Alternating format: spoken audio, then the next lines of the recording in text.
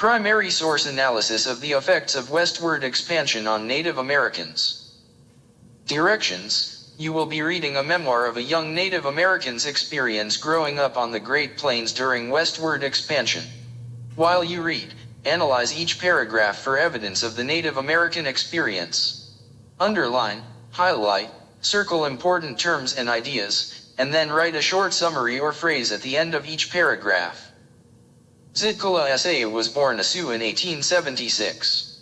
As she grew up on the Great Plains, she learned the ways of her people. When she was 8 years old, she was sent to a Quaker school, white settlers, in Indiana. Though her mother warned her of the white men's lies, she was not prepared for the loss of dignity and identity that she experienced being assimilated into white settler culture. The school days of an Indian girl. Native American children at a school in Indiana. Native children were often assimilated to American culture in schools. The land of red apples.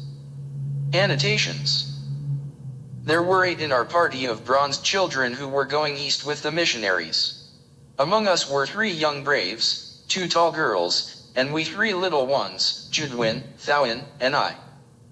We had been very impatient to start on our journey to the Red Apple Country, which, we were told, lay a little beyond the great circular horizon of the western prairie. Under a sky of rosy apples we dreamt of roaming as freely and happily as we had chased the cloud shadows on the Dakota plains. We had anticipated much pleasure from a ride on the iron horse, but the throngs of staring pale faces disturbed and troubled us. On the train, fair women, with tottering babies on each arm, stopped their haste and scrutinized the children of absent mothers. Large men, with heavy bundles in their hands, halted nearby, and riveted their glassy blue eyes upon us. I sank deep into the corner of my seat, for I resented being watched. Directly in front of me, children who were no larger than I hung themselves upon the backs of their seats, with their bold white faces toward me. Sometimes they took their forefingers out of their mouths and pointed at my moccasin feet. Their mothers, instead of reproving such rude curiosity, looked closely at me, and attracted their children's further notice to my blanket. This embarrassed me, and kept me constantly on the verge of tears.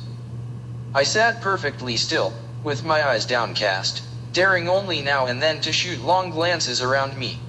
Chancing to turn to the window at my side, I was quite breathless upon seeing one familiar object.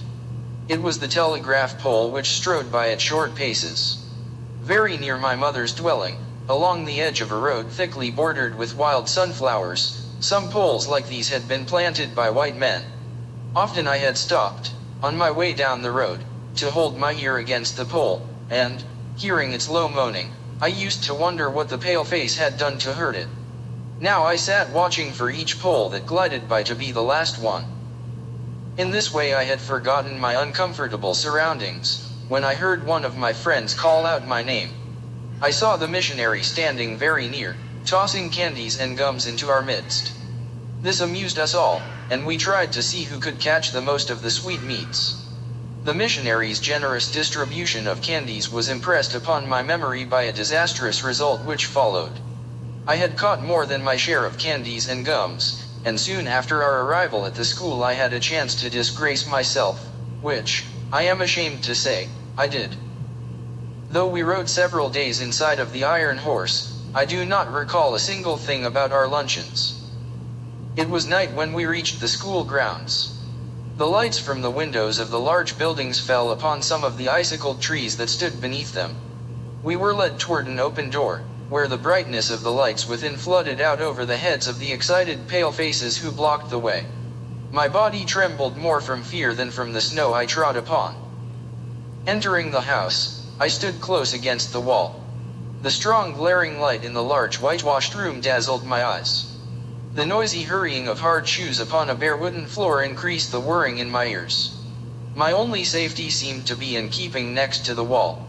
As I was wondering in which direction to escape from all this confusion, 2 warm hands grasped me firmly, and in the same moment I was tossed high in midair. A rosy-cheeked, pale-faced woman caught me in her arms. I was both frightened and insulted by such trifling. I stared into her eyes, wishing her to let me stand on my own feet. but she jumped me up and down with increasing enthusiasm. My mother had never made a plaything of her wee daughter. Remembering this, I began to cry aloud. They misunderstood the cause of my tears, and placed me at a white table loaded with food. Our party were united again. As I did not hush my crying, one of the older ones whispered to me, "Wait until you are alone in the night." It was very little I could swallow besides my sobs, that evening. "Oh, I want my mother and my brother Doggy.